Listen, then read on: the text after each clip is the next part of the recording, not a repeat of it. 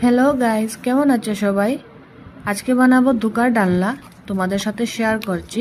চলো আর দেখে নাও কি করে বানাই। প্রথমেই একটা বাটিতে ধোকার মিক্সচারটাকে ঢেলে নিয়েছিলাম, পাউডারটাকে, আর অল্প গরম জল দিয়ে মিক্স করে নিয়েছিলাম। আর এখন কড়াইতে অল্প তেলের মধ্যে এই মিক্সচারটা ভালো করে নেড়েচেড়ে নেব কিছুটা ড্রাই হওয়া পর্যন্ত। আর ড্রাই হওয়ার পর আমি একটা প্লেটে নামিয়ে নিয়েছি। প্লেটে আগে থেকেই অল্প তেল লাগিয়ে নিয়েছিলাম।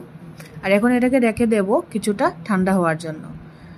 রান্নাটা করার জন্য একটা মশলা তৈরি করতে হবে। মশলাটাতে লাগবে অল্প কাজু, পোস্ত, টমেটো, আদা, কাঁচা লঙ্কা। ভালো করে মিক্স করে নেব। আর দেখো, ধোকাটাকে ঠান্ডা হওয়ার পর এইভাবে কেটে নিয়েছিলাম কিউব করে, যে কোনো সাইজে কাটলে হবে।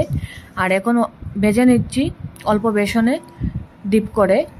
আর রান্নাটা করার জন্য কড়াইতে তেল গরম হওয়ার পর 5 ফোড়ন দিয়েছিলাম, গোটা গরম মশলা, তেজপাতা, আর একটা তেজপাতা, আর অল্প হিং দিয়েছিলাম।